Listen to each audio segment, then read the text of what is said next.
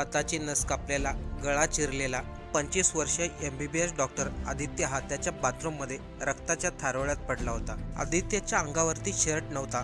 बाथरूममध्ये एका कोपऱ्यामध्ये दारूची बॉटल होती। गळ्यावरती चाकू फिरवल्याच्या जखमाचं निशाण होतं। याशिवाय हाताची खोलपर्यंत नस कापलेली होती। हे सर्व घडलंय सोलापूरमधील 25 वर्षीय MBBS आदित्य या डॉक्टर बरोबर। अगोदरच सोलापूरमधील प्रसिद्ध डॉक्टर शिरीष वळसणकर यांच्या हत्येचं रहस्य अजूनही उलगडलेलं नाही।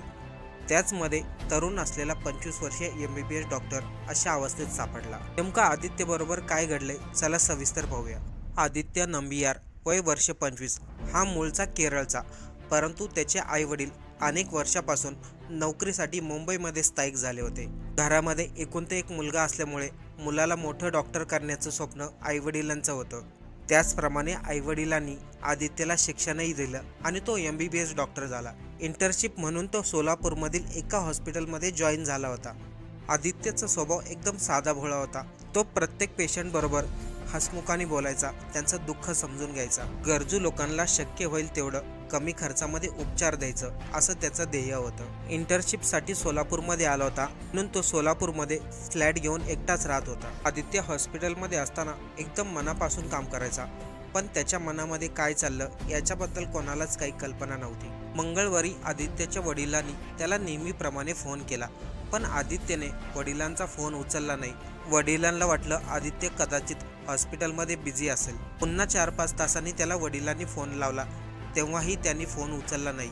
त्यामुळे वडिलांना चिंता वाटली। तेव्हा आदित्यच्या वडिलांनी त्याच्या मित्राला फोन केला आणि मित्राला सांगितलं, सकाळपासून आदित्य माझा फोन उचलत नाहीये, त्या फ्लॅटवरती जाऊन बघ आणि मला सांगतो फोन का उचलत नाही। जेव्हा आदित्यचा मित्र त्याच्या घरी गेला तेव्हा दरवाजा आतमधून बंद होता।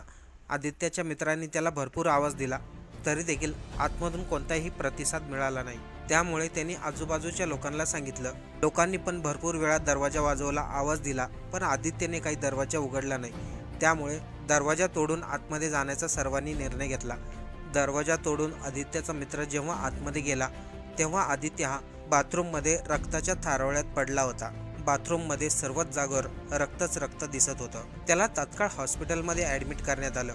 आदित्यच्या घरामध्ये एक दारूची बाटली, 2 इंजेक्शन, 1 सलाईन अशा काही वस्तू आढळल्या। उदर आदित्यने गुंगीच्या औषधाचे इंजेक्शन घेतले, त्यानंतर स्वतःच्या हाताची नस कापली।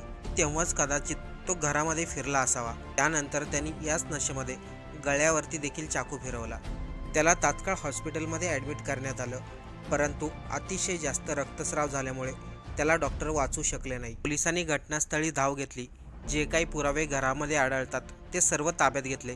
याशिवाय आदित्यचा मोबाईल देखील ताब्यात घेतलाय। जेव्हा आदित्यच्या आईवडिलांना या घटनेबद्दल माहिती मिळाली त्यांनी तात्काळ सोलापूर गाठलं। त्याच्या 1-2 मित्रांनी पोलिसांना सांगितलं, आदित्य गेल्या काही दिवसापासून तणावामध्ये दिसत होता। तो मनमोकळ्यापणाने कोणासंगही वागत नव्हता। पोलिसांनी जेव्हा आदित्यचा मोबाईल शोधला होता तेव्हा त्या मोबाईलमध्ये त्यांना काही नोट्स आढळल्या।